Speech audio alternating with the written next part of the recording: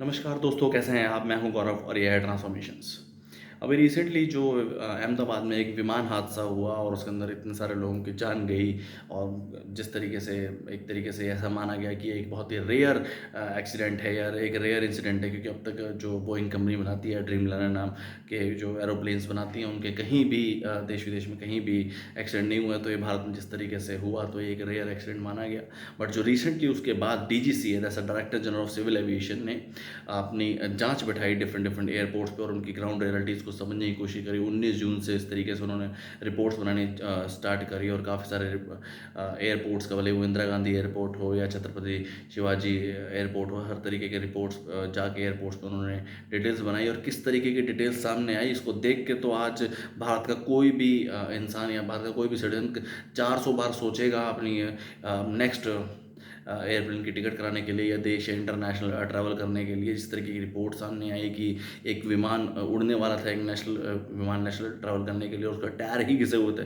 घिसे हुए टायरों के साथ जो एयरपोर्ट ओनर्स हैं उस तरीके से अपने फ़्लाइट उड़ा रहे हैं। ये जो फ़्लाइट एजेंसीज़ हैं जिनकी वो फ़्लाइट्स हैं, प्राइवेट फ़्लाइट्स हैं, उनको वो घिसे हुए टायरों के साथ, जिनकी ग्रिप भी नहीं है, टेक ऑफ लैंड ऑफ किस तरीके से करेंगे वो लोग।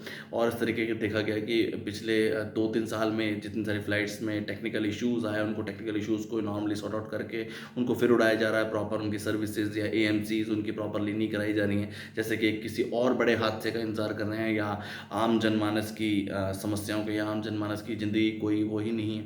ऐसा देखा गया कि जब कभी इमरजेंसी होती है या कभी ऐसा कोई टेक्निकल फॉल्ट आ जाता है और प्लेन को पानी में उतारा जाए, तो हर सीट के नीचे एक लाइफ जैकेट होती है, साइड में लाइफ जैकेट होती है, ऊपर लाइफ जैकेट्स होती हैं इस तरीके से। तो काफ़ी जगहों पे वो लाइफ जैकेट्स ही ठीक नहीं थी या वो प्रॉपर नहीं थी या अवेलेबल नहीं थी। किस तरीके से जो भारत में एविएशन इकोसिस्टम है या जो एयरपोर्ट सिस्टम है, किस तरीके से काम कर रहे हैं। बहुत सारे एयरपोर्ट्स तो आज प्राइवेटली हैंडल होते हैं। अभी रिसेंटली जो एक दिल्ली से हांगकांग फ्लाइट जा रही थी एयर इंडिया की, उसका जो गेट है, डोर है, जो मेन डोर है, वो हिल रहा था। तो किस तरीके से नैपकिन और टिश्यू और कपड़े लगा ला कर ठूस ठूस के उसको मतलब जा रहा था वो प्लेन, और उसकी काफ़ी वीडियो वायरल हुई कि इस तरीके से हम देश में एविएशन सिस्टम को चलाते हैं या एविएशन इंडस्ट्री चलती है हमारे देश की। ये बहुत ज़्यादा सोचने का विषय है कि हमारे देश के नेता जो ये इस चीज़ का वादा करते हैं कि वो देश के साथ हैं, फ्यूचर के साथ हैं और हर जनमानस की उनकी बहुत चिंता है, इस तरीके से एयरपोर्ट सिस्टम चल रहे हैं कि घिसे हुए टायरों के साथ चल रहे हैं, कपड़े ठूस के। और ये किस तरीके की इमेज जा रही है भारत की कि यहाँ के लोगों की, आम जन की, मानस की जान की इतनी ही फिक्र है नेताओं को। ये बहुत इंपॉर्टेंट सोचने का इशू है। सोचिए इस बारे में। जय हिंद, जय भारत।